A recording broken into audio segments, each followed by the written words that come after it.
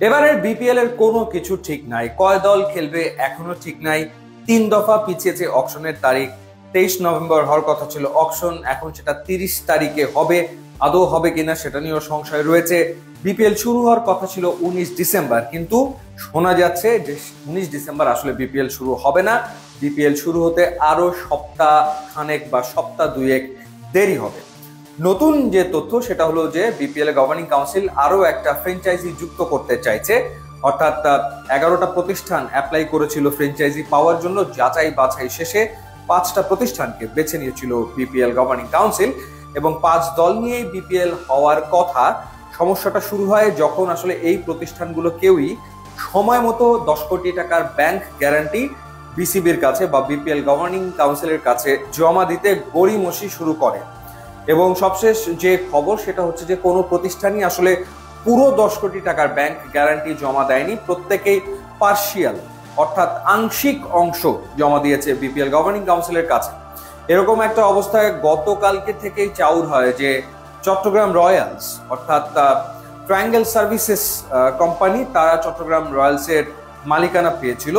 তারা আসলে বিপিএল এ নাও থাকতে পারে, অর্থাৎ বিপিএল গভর্নিং কাউন্সিল তাদেরকে আসলে নাও রাখতে পারে এবং চট্টগ্রামের টিমের মালিকানা বিসিবি নিজেদের কাছে রেখে দেবে। আবার নতুন একটা আপডেট হচ্ছে যে নোয়াখালীকে আনা হচ্ছে বিপিএল এ।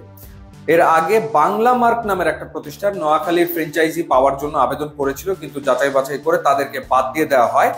এখন যেটা শোনা যাচ্ছে যে দেশ ট্রাভেলস, যারা আসলে রাজশাহীর ফ্র্যাঞ্চাইজি পাওয়ার জন্য আবেদন করেছিল কিন্তু তারা সেটা পায়নি, তাদেরকে নোয়াখালী টিম দেওয়া হতে পারে 6ষ্ঠ দল হিসেবে এবং নোয়াখালীর নাম হবে নোয়াখালী এক্সপ্রেস।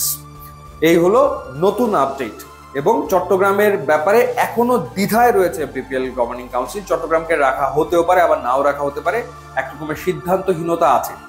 পাশাপাশি ফরচুন বরিশালকে ফিরে আসার প্রস্তাব দেওয়া হয়েছে এবং সেটা অফিসিয়ালি না আনঅফিসিয়ালি দেওয়া হয়েছে।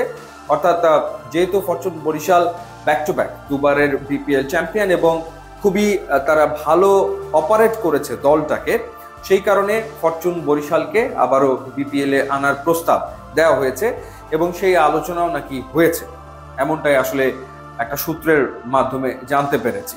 তার মানে যেটা দাঁড়ালো যে এখন পর্যন্ত আসলে কোনো কিছুই দফা রফা করে উঠতে পারেনি বিপিএল গভর্নিং কাউন্সিল।